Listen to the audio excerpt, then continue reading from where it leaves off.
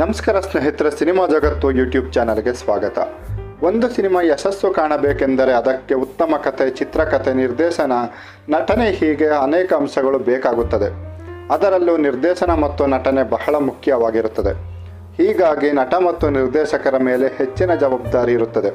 ಇತ್ತೀಚಿನ ದಿನಗಳಲ್ಲಿ ಒಂದು ವಾರದಲ್ಲಿ 7-8 ಸಿನಿಮಾಗಳು ಬಿಡುಗಡೆಯಾಗುತ್ತಿರುತ್ತವೆ. ನಟ ಮತ್ತು ನಿರ್ದೇಶಕರಿಗೆ ಬ್ಯಾಕ್ ಟು ಬ್ಯಾಕ್ ಹಿಟ್ ಸಿನಿಮಾಗಳನ್ನು ನೀಡುವುದು ಬಹಳ ಕಷ್ಟದ ವಿಷಯವಾಗಿದೆ. ಕನ್ನಡ ಚಿತ್ರರಂಗದಲ್ಲಿ ಬ್ಯಾಕ್ ಟು ಬ್ಯಾಕ್ ಹಿಟ್ ಸಿನಿಮಾಗಳನ್ನು ನೀಡಿರುವ ನಟರ ಪಟ್ಟಿ ಇಲ್ಲಿದೆ ನೋಡಿ. ಮೊದಲನೆಯದಾಗಿ ಶಿವರಾಜ್ಕುಮಾರ್. ಸೆಂಚುರಿ ಸ್ಟಾರ್ ಶಿವರಾಜ್ಕುಮಾರ್ ಅವರು 1986ರಲ್ಲಿ ಆನಂದ್ ಸಿನಿಮಾ ಮೂಲಕ ಚಿತ್ರರಂಗಕ್ಕೆ ಪಾದಾರ್ಪಣೆ ಮಾಡಿದರು. ನಂತರ ರಥಸಪ್ತಮಿ ಮತ್ತು ಮನಮೆಚ್ಚಿದ ಹುಡುಗಿ ಸಿನಿಮಾಗಳಲ್ಲಿ ಅಭಿನಯಿಸಿದರು. ಶಿವಣ್ಣ ನಟನೆಯ ಈ 3 ಸಿನಿಮಾಗಳು ಬ್ಯಾಕ್ ಟು ಬ್ಯಾಕ್ ಹಿಟ್ ಆಗಿದ್ದವು. ಈ ಸಿನಿಮಾಗಳು ಹಿಟ್ಟಾದ ನಂತರ ಶಿವರಾಜ್ಕುಮಾರ್ ಅವರಿಗೆ ಹ್ಯಾಟ್ರಿಕ್ ಹೀರೋ ಶಿವರಾಜ್ಕುಮಾರ್ ಎಂದು ಬಿರುದು ಬಂದಿತ್ತು. ಎರಡನೆಯದಾಗಿ ಉಪೇಂದ್ರ. ರಿಯಲ್ ಸ್ಟಾರ್ ಉಪೇಂದ್ರ ನಟನೆಗಿಂತ ಅವರ ನಿರ್ದೇಶನ ಕೌಶಲ್ಯದಿಂದಲೇ ಹೆಸರುವಾಸಿಯಾಗಿದ್ದಾರೆ. ಆದರೆ ನಟನೆ ವಿಚಾರದಲ್ಲೂ ಅವರು ಹಿಂದೆ ಬಿದ್ದಿಲ್ಲ.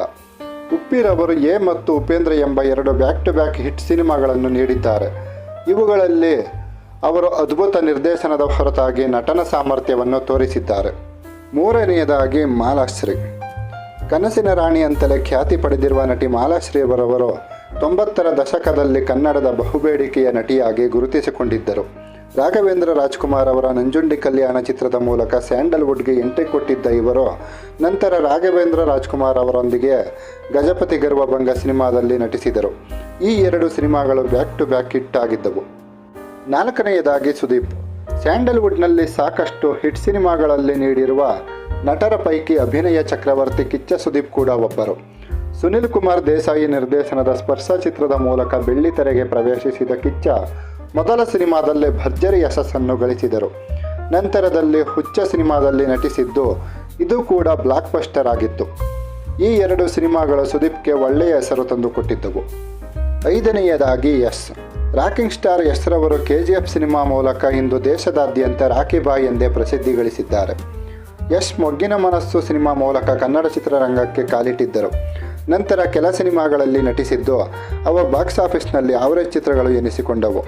ನಂತರ ಬಂದ ಅವರ ಗೂಗ್ಲಿ, ರಾಜಾ ಹುಲಿ, ಗಜಕೇಸರಿ ಚಿತ್ರಗಳು ಸೂಪರ್ ಹಿಟ್ ಆದವು. ಈ 3 ಸಿನಿಮಾಗಳು ಬ್ಯಾಕ್ ಟು ಬ್ಯಾಕ್ ಹಿಟ್ ಆಗಿದ್ದರಿಂದ ಅವರು ಚಿತ್ರರಂಗದಲ್ಲಿ ಗಟ್ಟಿಯಾಗಿ ನೆಲೆಯೂರಿದರು. ಆರನೆಯದಾಗಿ ಧ್ರುವ ಸರ್ಜಾ. ಶಿವರಾಜ್ಕುಮಾರ್ ನಂತರ ಹ್ಯಾಟ್ರಿಕ್ ಹಿಟ್ ನೀಡಿದ ಏಕೈಕ ನಟ ಆಕ್ಷನ್ ಪ್ರಿನ್ಸ್ ಧ್ರುವ ಸರ್ಜಾ. ಇವರು 2012ರಲ್ಲಿ ಅದ್ದೂರಿ ಸಿನಿಮಾ ಮೂಲಕ ಸ್ಯಾಂಡಲ್ವುಡ್ಗೆ ಎಂಟ್ರಿ ಕೊಟ್ಟರು. ಈ ಸಿನಿಮಾ ಬ್ಲಾಕ್ ಬಸ್ಟರ್ ಆಗಿದ್ದು ನಂತರ ತಮ್ಮ ಸ್ನೇಹಿತ ಚೇತನ್ ಕುಮಾರ್ ನಿರ್ದೇಶನದ ಬಹದ್ದೂರ್ ಚಿತ್ರದಲ್ಲಿ ಕಾಣಿಸಿಕೊಂಡರು. ಇದು ಸೂಪರ್ ಹಿಟ್ ಆಗಿತ್ತು. ನಂತರ 2015ರಲ್ಲಿ ಭರ್ಜರಿ ಸಿನಿಮಾದಲ್ಲಿ ಅಭಿನಯಿಸಿದ್ದು ಇದು ಕೂಡ ಗಲ್ಲಾಪೆಟ್ಟಿಗೆಯಲ್ಲಿ ಯಶಸ್ಸನ್ನು ಗಳಿಸಿಕೊಂಡಿತ್ತು. ಹೀಗೆ ಸತತ 3 ಸಿನಿಮಾಗಳಲ್ಲಿ ಧ್ರುವ ಸರ್ಜಾ ಜಯ ಗಳಿಸಿದ್ದರು. ಇವರು ಸ್ನೇಹಿತರೆ ಬ್ಯಾಕ್ ಟು ಬ್ಯಾಕ್ ಹಿಟ್ ಸಿನಿಮಾಗಳನ್ನು ನೀಡಿದ ಸ್ಯಾಂಡಲ್ವುಡ್ನ ನಟ ನಟಿಯರು.